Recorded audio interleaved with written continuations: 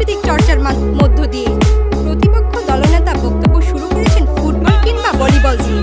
দেশীয় খেলাগুলো তাহলে কোথায় যাবে, প্রশ্ন রইল আমার বিপক্ষ দলের দলনেতার কাছে। মাননীয় সভাপতি, প্রতিপক্ষ হয়তো ভুলে যাচ্ছেন ক্রিয়া একটি অংশ। তাদের অবস্থা আজকে এমন যেন সন্তান হয়ে বাবা মাকে বাদ দিয়ে তারা সর্বস্ববা হয়ে উঠেছেন। আমাদের সংস্কৃতিকে আগাছা বলে গেলেন প্রতিপক্ষ বন্ধুরা। তিনি হয়তো ভুলে গেছেন 21শে ফেব্রুয়ারির কথা, ভুলে গেছেন মুক্তিযুদ্ধের কথা, যা খুবই হাস্যকর।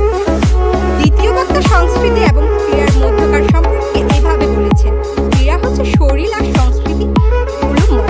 কিভাবে আমরা প্রতিপক্ষ বন্ধু সংস্কৃতির মতো বিশাল একটি বিষয়কে ক্ষুদ্র করে দেখছেন, যা একদমই বোধগম্য নয়। আমার প্রতিপক্ষ ভুলে গেলেন ক্রীড়ার নিয়ম পরিবর্তন হয় না।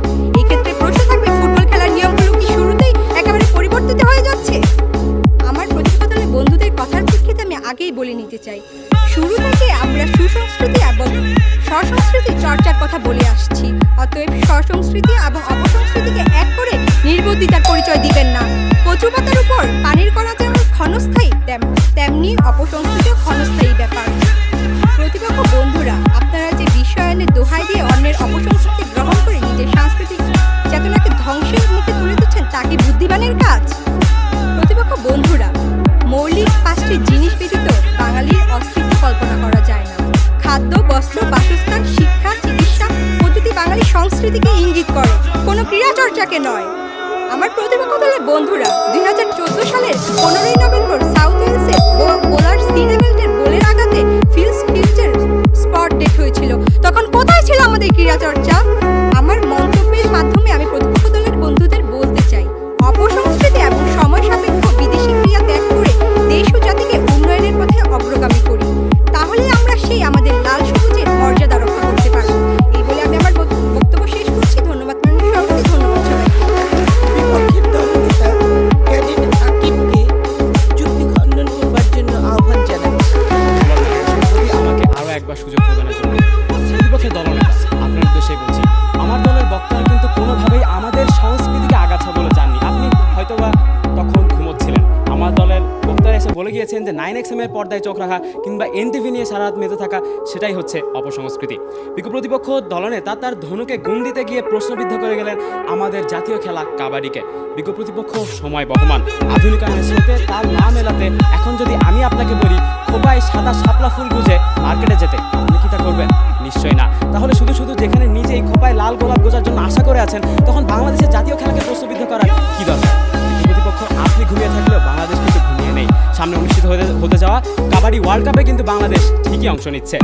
বিজ্ঞ প্রতিপক্ষের প্রথম বক্তা আপনি বলে গিয়েছেন ক্রীড়া চর্চা করতে গিয়ে আমাদের আহত বা নিহত হওয়ার কথা, কিন্তু সংস্কৃতির ক্ষেত্রে তা প্রযোজ্য নয়। বিজ্ঞ প্রতিপক্ষ, আপনি হয়তো বা ইন্দোনেশিয়ার দানি গোত্রের কথা জানেন না, যেখানে পরিবারের একজন ব্যক্তিবর্গের মৃত্যু হলেই তাদের পরিবারের সমস্ত নারীর একটি করে আঙুল কেটে ফেলা হয়। বিজ্ঞ প্রতিপক্ষ, যেখানে কোনো এলাকার সংস্কৃতি জীবন্ত কন্যা সন্তানকে বালিচাপা দিয়ে দেওয়া কিংবা সতীদাহ প্রথা, সে সমস্ত জিনিস আপনাদের চোখ এড়িয়ে গেল, আর তার সেই প্রশ্নটিকে আপনি তুলে দিলেন আমাদের ক্রীড়া চর্চার দিকে। মাননীয় সভাপতি, প্রতিপক্ষের দ্বিতীয় বক্তা বলে গেলেন যে তারা সুসংস্কৃতি এবং স্বসংস্কৃতির কথা বলছেন। বিজ্ঞ প্রতিপক্ষ, আমার কাছে আজকের বিতর্কের প্রতিযোগিতার যে বিজ্ঞপ্তিটি পৌঁছেছিল, সেখানে কিন্তু কোথাও সু কিংবা স কথাটি উল্লেখ নেই। সেখানে কিন্তু নির্ধারিতভাবেই উল্লেখ রয়েছে ক্রীড়া চর্চার চাইতে সংস্কৃতি চর্চা উত্তম, এবং তার বিপক্ষে আমি কথা বলে যাচ্ছি।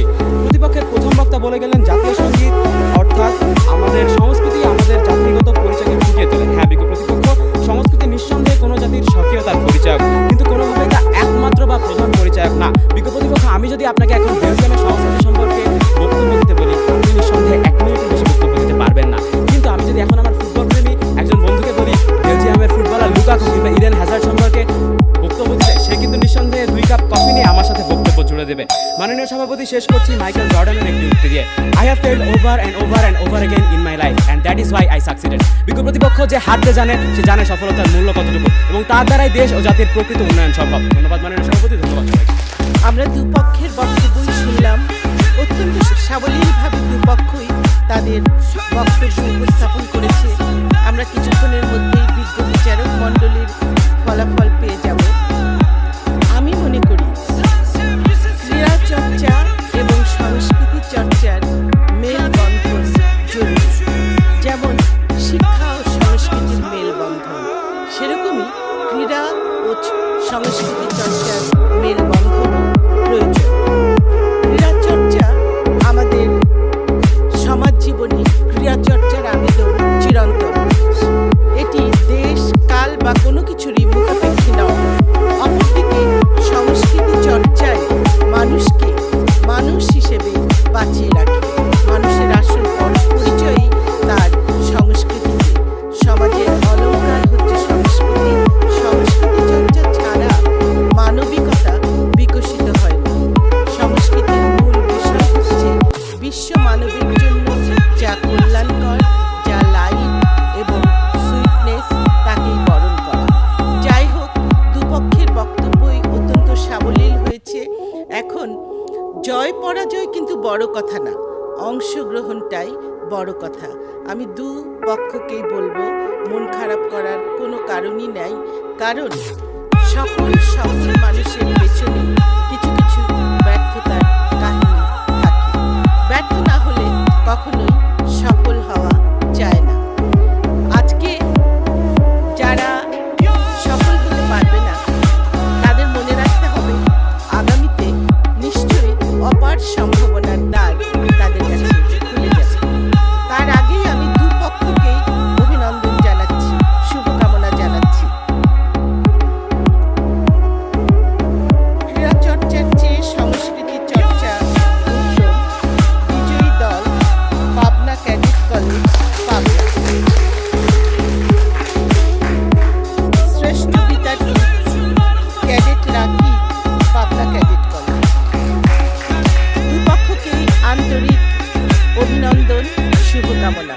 তোমাদের আগামী দিনগুলো সুন্দর হোক। সকলে ভালো থাকুন।